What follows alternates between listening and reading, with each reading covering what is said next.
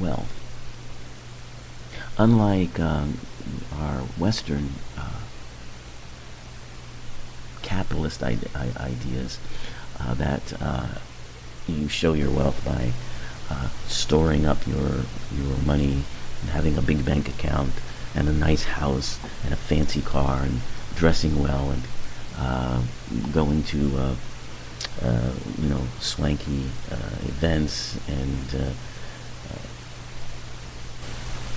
going for positions of power. Among traditional Native American tribes, you showed your wealth by giving it away. That was the sign of a truly wealthy person. And so this was an honor to do during the potlatch ceremony. It meant you were one of the most wealthiest people of the tribe. You had a very high status because you could give away and help others. So that's one form of the ancient Thanksgivings that Native Americans celebrated in their years before the Europeans arrived. In Alaska, the Tlingit tribes have a thankfulness for fishing. There's a powwow and a dance that they do. So almost every time of the year there is some sort of celebration of thankfulness from the tribes around the country.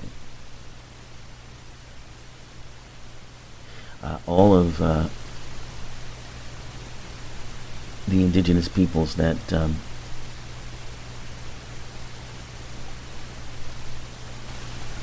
we know of have some form of this.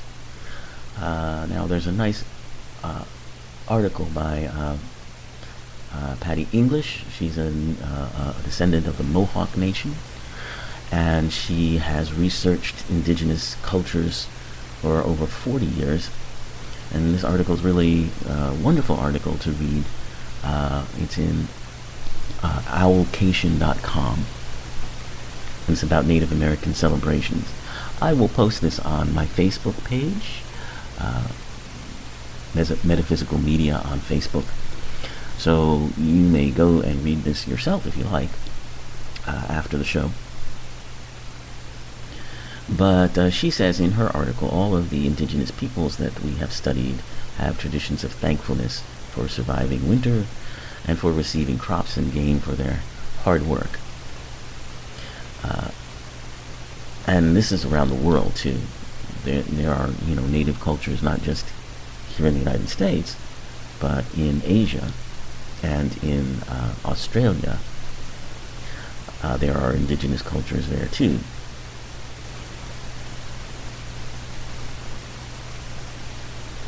But here in the Western Hemisphere,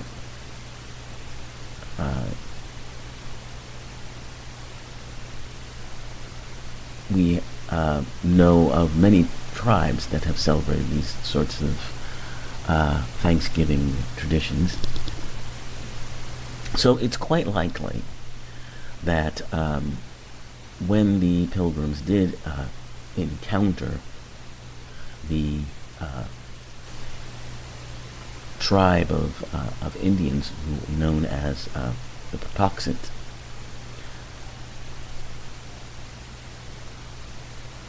they already celebrated some form of a Thanksgiving, and it's quite likely that it was their celebration and not the Pilgrim celebration that brought about the first Thanksgiving, considering that there is a long tradition in native cultures of having harvest feast days and thankfulness for food.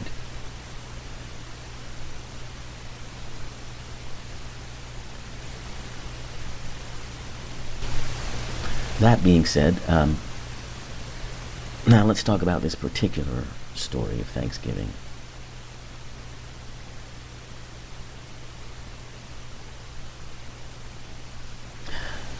Because that is the one that is somewhat controversial, to say the least. So, as I mentioned, the sort of ginned up story that we were told as elementary school kids is all about the pilgrims uh, coming to the new world, and uh, there were it was a empty place. There weren't very many people there, just roaming bands of Indians here and there, and then some friendly Indians showed up and helped them. And that was not at all what happened.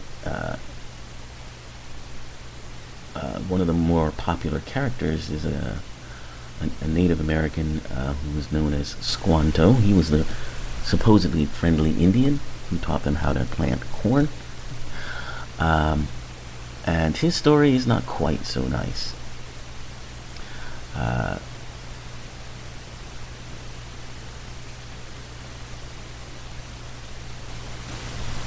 what really happened was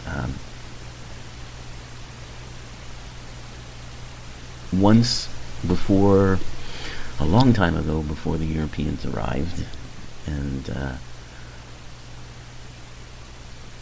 discovered the New World, as it were, uh, there were thriving communities, not just communities, cities and towns of Native Americans across the country.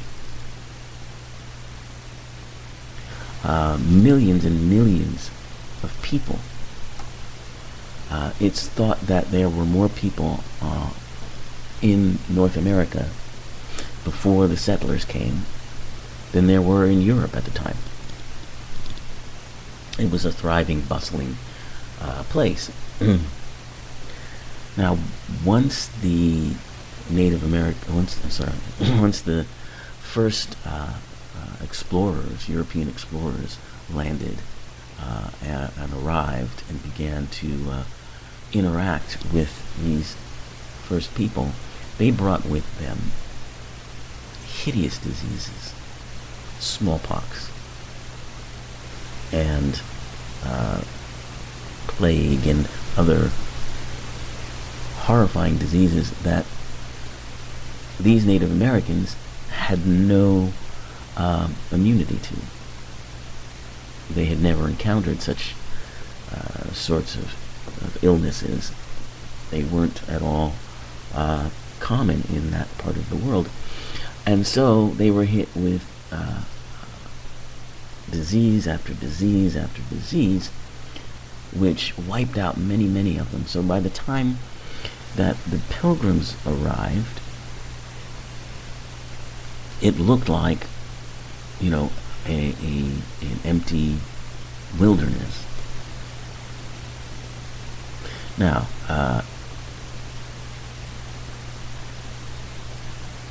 in the story of Squanto, whose real name was Disquantum,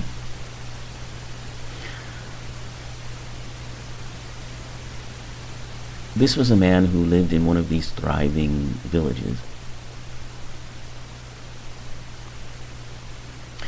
which was a part of the Wampanoag Confederation. The Wampanoag were these groups of villages, and his village, Patuxet, was one of them. Now, the Europeans had started visiting this around somewhere between the 1480s and the 1520s. And in 1614, about 6 years before the Pilgrims landed, he was kidnapped by an Englishman named Thomas Hunt. And he took Tisquantum and about 24 other kidnapped Wampanoag to Spain, where he tried to sell them into slavery. Because that's what they do. However, when he came to Spain and tried to sell these people, apparently there were Catholic friars and church people who found that very upsetting. So Tisquantum was able to escape with the help of some of these Catholic friars, according to some accounts, and then he found his way to England. And along the way he did learn English as he worked his way through Europe and finally found his way back to Massachusetts in 1619. This Tisquantum was the only one of the kidnapped Wampanoags to ever return to North America. And that's a remarkable story in and of itself. But while he had been away in Europe, this epidemic of illnesses had swept across this area of the Wampanoag Confederation, which we now know as New England, and it had wiped out a huge percentage of the population.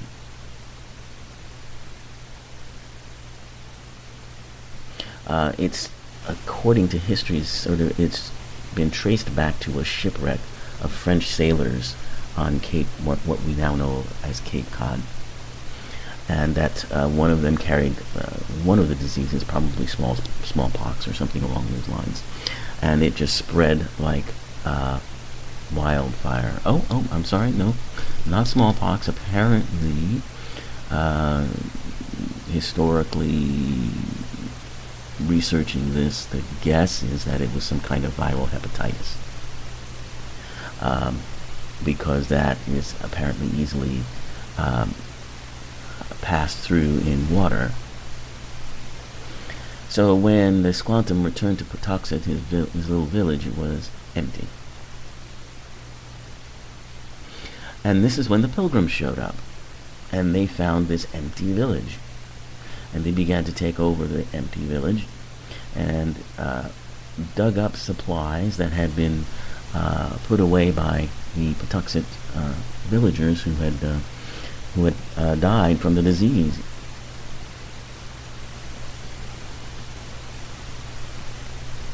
So they had basically a ready-made village for them to just walk into. And it is what ultimately becomes Plymouth. They thought it was some sort of divine providence that God killed these Indians for them to live there. And so Squanto, or Tisquantum, being the only person of his village to survive, he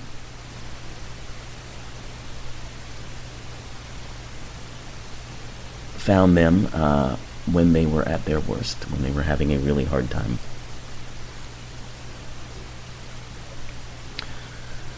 He had since gone to another village, a village called Narragansett. They were a neighboring group, but they hadn't been as affected by the disease as others had been.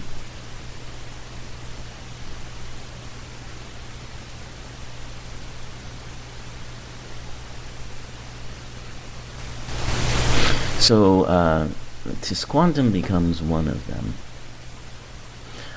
but not easily. Apparently, one of the leaders, Massasoit, didn't really trust this Tisquantum guy, and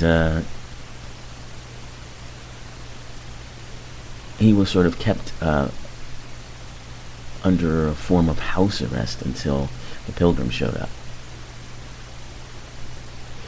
So Massasoit decided that because Tisquantum could speak English, he could interact with these English people and set up a good trading relationship and control a supply of English goods. And this would be a way to protect themselves from other tribes, specifically by arming themselves with some guns.